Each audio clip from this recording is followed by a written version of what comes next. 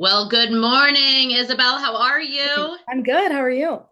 Great. Welcome back. I know we're so fortunate to hear from you after passing the exam this past November. Is that Mhm. correct? Yeah, November November 10th. November 10th. 10th. Okay. Yeah. Woo! All right, so we are November, December, January, February. We are almost 3 months out, and you are the first person to come back after having passed. And I want to pick your brain about how things have changed in just 3 months. So Yeah. first off, huge shout out. I know lots of things we're going to unpack and uncover. You passed, for those of you who may not have listened to Isabel's story before, you passed after taking the exam 3 times, just like myself. Mhm. So walk me through what has happened since November 10th. Yeah. I passed it on November 10th, which was fantastic, just a really good feeling. And as soon as I was able to use my marks, because you have to wait a couple like days or weeks to get everything Yep. verified, I put CFP in my LinkedIn bio, and I like that. I had like four different recruiters reach out to me, which was really insane. Just, I had a couple of they have a couple job openings, and this one company reached out to me and said, "Hey, like, would you be willing to, look into the role of service advisor for us?" And I did, and I didn't even have to apply, and I ended up getting a job. They reached out on December 29th, so like a month and a half after I'd passed, and I'm starting that job February 17th. So just, literally passing my test, and my life has changed so much in the past 3 months. It's been fantastic. Wow. So hold on, time out. Yeah. Were you currently employed before? Yes, I was employed at another firm. It was a great firm. Yep. Honestly, it was just time for me to do the next thing now that I'd gotten my CFP. And I really just wanted to be in more of a client-facing role with more responsibilities. And, they reached out, this company, and it just was the right fit. It didn't feel forced, really. I didn't have to apply for anything crazy. Just so many doors open up when you pass this test. And it is so nice to be on the other side of things as you just feel a certain sense of relief. And again, like if I feel like if I can do it, I passed on my third try after taking it twice, and just being able to kind of sit back and kind of watch the process unfold has been incredibly rewarding, and I'm feeling incredibly grateful. So how do you think you changed as an individual after passing? Like, let's say this company had reached out to you after your second attempt or at any other point, like, how do you think you personally have changed? I mean, I've definitely turned into a more confident planner and individual, like outside of work. I think just working through anything and working really hard on something, it can be so frustrating in the moment, but just knowing that you do have the capacity to do hard things, it really just gave me a confidence boost. Like I just feel this weight lifted off my shoulders. And this test is hard for a reason, and it's the industry standard for a reason. And it's important to remember, like a lot of people fail this exam. And it's not because they don't have the knowledge, it's not because they're not trying, it's because it's hard. And sometimes it takes a couple tries to get things right. And I'm a firm believer in everything happens for a reason. Like now I'm working for, breakthrough exam prep after, not knowing a thing was what it felt like a year and a half ago. So I've really done like a full 180. I've just had a lot of confidence now. And, you kind of get teaching others is just such a reward. And, I just feel, again, the word is confidence. It sounds repetitive, but that's the truth. It I cannot agree with you more on that because it's not just confidence in the job or confidence in your ability to service clients, but having failed Hmm. once, twice, and then passing, there is such a feeling of you can kind of conquer anything. You Exactly, know, exactly. the imposter syndrome, I don't know if I'm good enough for this job or whatever the stories are that we tell ourselves. There Hmm. is a not only a weight lifted off your shoulders after passing, but the confidence, the way we carry ourselves is just like, of course, why would they not want to hire me? Like, I know how to Exactly. work my butt off. I know I can service people. And it hits every area of your life. It really and truly It does. does. And I also think failing, like at first, I was so heartbroken. And I was honestly a little embarrassed when I failed the first time. And, Oh yeah.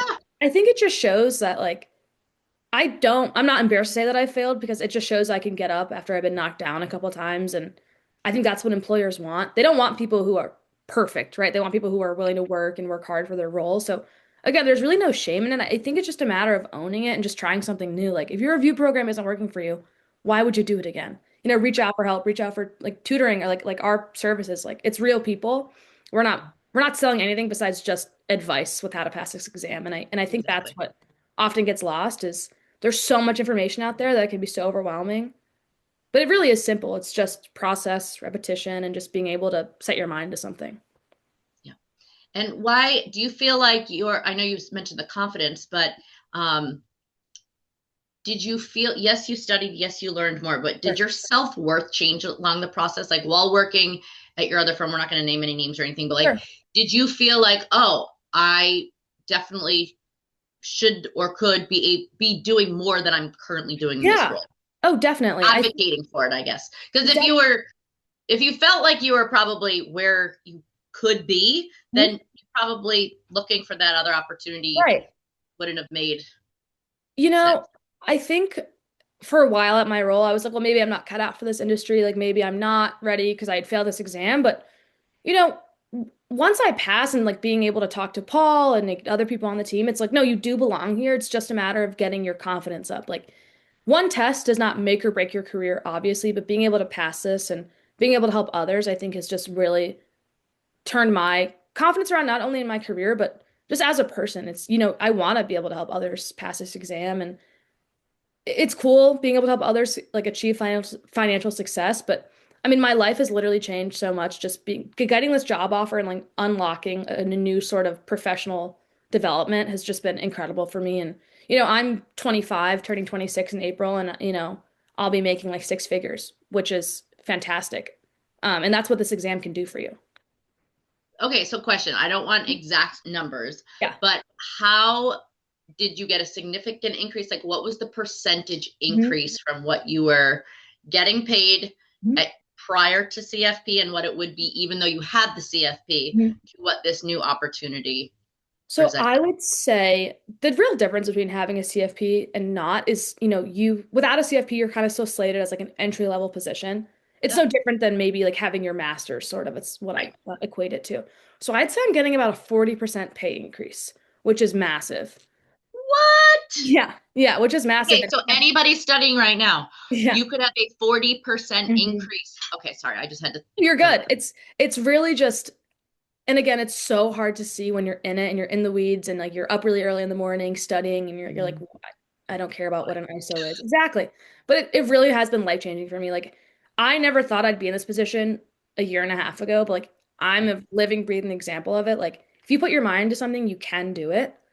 Yeah. And it sounds so corny, and I know, but it really was just taking this exam, gathering confidence. And again, I didn't apply for these roles. They reached out to me because having those CFP marks in your LinkedIn bio, like, on your email signature, really sets you apart.